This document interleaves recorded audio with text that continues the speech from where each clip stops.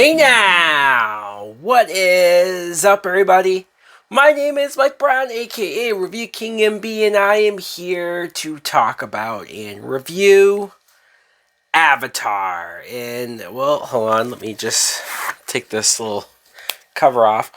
Avatar is a 2009 film that was written and directed by James Cameron. And this is not my very first time watching Avatar. No, I was one of the many people who did, in fact, go to the theaters and see this. And so I'm one of the people that made this movie one of the most successful films, highest grossing films of all time, close to $3 billion it's made. And I remember coming out of the movies and saying, wow, that was an experience. That was something different. That was something unique. And because it did go on to make so much money, though, over the years, Avatar has been known to get this weird sort of backlash, this weird sort of like, hey, that movie is not as good as everybody says it is, or it's not as good to warrant that level of success. You have people for the longest time saying, oh, the story's not that good, it's only about the special effects. Oh, the story copies 5 or 6 other movies that you can name in history. And there was a part of me that would hear that so often and say, well, shit, I guess it's true, or I guess they have a point, or I don't know, because I have not rewatched this movie since 2009. It's been a long time since I've sat down and said, okay, I'm going to dedicate close to 3 hours of my life to watch this again. And so now that I have done that, I'm going to say that this movie gets a bad rap. It does. This movie is put down for many reasons. Hey, I'm sure there are just as many people who will say it's one of the best movies ever. But I'm not saying it's one of the best movies ever, but I will say that I enjoyed rewatching this film. I at least enjoyed it more than I was expecting to. Once again, I feel like, yes, the biggest takeaway of this movie is the special effects, is the world, is everything that goes into the designs and the creatures and the aliens and Pandora and the Navi and just all of that. As far as the writing, the script, the characters, sure, it's not the deepest movie you've ever seen. And sure, it does take and borrow from other films, but let's be real. And let's be honest, movies have been around for so long at this point, I'd be hard pressed to not admit myself that some of my favorite movies ever do borrow or are influenced by other films. I just think you're splitting hairs. I think people are trying to find anything to tear apart and go after this film, attack this movie. And again, I'm not the biggest defender of Avatar. I could care less if people hate this movie.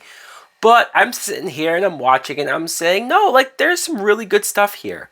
Let's talk about the story and the actors, because you have Sam Worthington, who plays Jake Sully. And Sam Worthington, I remember especially around this time, this actor being cast in everything, especially the franchise type movies or the blockbuster films. Hollywood was trying to make Sam Worthington happen.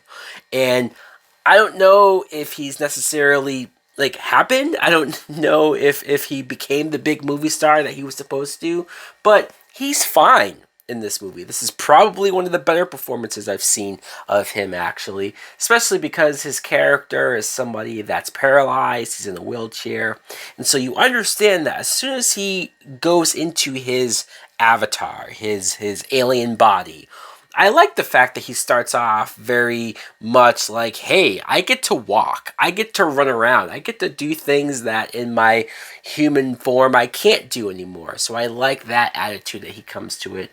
And then obviously you have the part of his character where he was chosen, he was hired by the military to infiltrate this race and earn their trust, gain their trust, learn about them, their language and their culture, and get them to to trick them. And of course, along the way, he sympathizes. He falls in love with one of them. He becomes part of them. So you have that conflict. Zoe Saldana plays the Na'vi, the alien that he falls in love with. And I think she's great, especially because she's one of the few characters that you don't ever see a human version of her. She is straight up naturally an alien. And so I don't know whether, I'm pretty sure that it was motion capture, and so that's why the facial features are so distinct. That's why the emotions are able to come through the CGI. It's funny with the CGI because when the movie first began, because I remember when I first saw this and thinking, wow, yeah, the CGI was mind-blowing. It blew me away. It was revolutionary. It was something I had never seen before up until that point. And then watching it now at home on my TV, I'm sitting there, and when Sam Worthington first becomes a Na'vi, first becomes a blue person, and he wakes up, and you see him interacting with the human characters, and he's sort of like running around. The CGI didn't look that great to me. It didn't look terrible, but I was like, oh, this didn't age as well as I was expecting. But as the movie progressed, as we went along, and especially by the time we got to Pandora, by the time we got to the woods, by the time we interacted with more creatures and more aliens, and especially when the battles and the action started to happen, that's when the CGI still held up, still looked great, and looked flawless. And I was like, okay, now everything does look good. Now everything does look much better. And so I have to give it credit. I do remember way back seeing this in 3D, and the 3D was something that, thankfully, I did see it in theaters because my memory is there of seeing, like those white jellyfish looking things flying around in the air, and especially when they're in that forest and it's the souls of the trees lighting up and the colors, and I do remember that. So watching it on your TV, sure, it's not as impactful. Sigourney Weaver is also in the movie, and she at first was kind of an asshole, and I just was like, oh man, what's going on here? But of course you see that she just cares about the aliens, she doesn't really want to bring harm to them.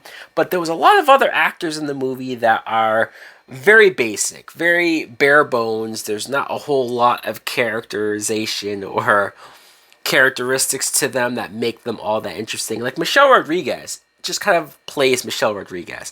Any time you see Michelle Rodriguez in a movie, she's played this similar badass character. Giovanni Ribisi, talk about a one-note, non-interesting character here. I mean, I don't know. There was scenes with him where he was just being contrarian. He was just being the villain or the bad guy or the guy that just wants to go and do things that contradict what the main characters are doing. And so I never really understood him. He keeps talking about how the Na'vi or this area has unobtainium. I completely forgot this, that there is something in this movie. It's like a material that I guess the humans, the military, want, the source of energy, called unobtainium. And that has to be, James Cameron, you're to blame for this, for writing the dumbest name for a MacGuffin, for a material that people have to go after. You couldn't come up with anything better than unobtainium. Easily the worst part of this movie from a writing standpoint. But Stephen Lang, he too is a cartoony, one-note type villain. I mean, he's good at playing a dick. He's good at playing a guy who is pretty much racist or speciesist, alienist. I don't know. There's no communicating with him. There's no like, hey, maybe these people won't, it doesn't have to come to killing or violence or this and that. And I get you have to have a conflict or a villain. I do. But for this movie being 2 hours and 40 something minutes long, could we have given a little something deeper with some of those villain characters?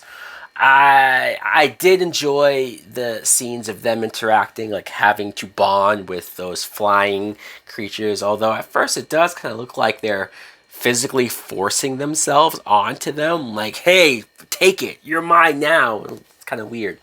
But The action is really good. The action is engaging. I did find myself becoming lost in the movie once again. There was one point, only one point in the film where I decided to just check the timestamp and see how much longer I had. And I had 58 minutes left. I swear it already felt like 2.5 hours. And that's not to say that I was bored, or that's not to say that like I wasn't enjoying it, but it is a long film. It is something that you have to sort of be in that mindset, put yourself in that mood of like, all right, I'm in. I have to see this through. So overall, it's not like I have this whole backlash towards this movie. It's not like I think people, at least in my opinion, are justify tearing this movie apart. I think this movie does have a lot of great things about it. I think this movie does have a lot of good things about it. Is it perfect? Is it great? No, I clearly point out the dumb things that are in this movie, but I can't pretend like it's not good. I can't pretend like this movie sucks or anything like that. I enjoyed rewatching it. I did. So guys, let me know in the comments below, what do you think of Avatar? If you saw it in theaters, what was your memories? What did you think of it?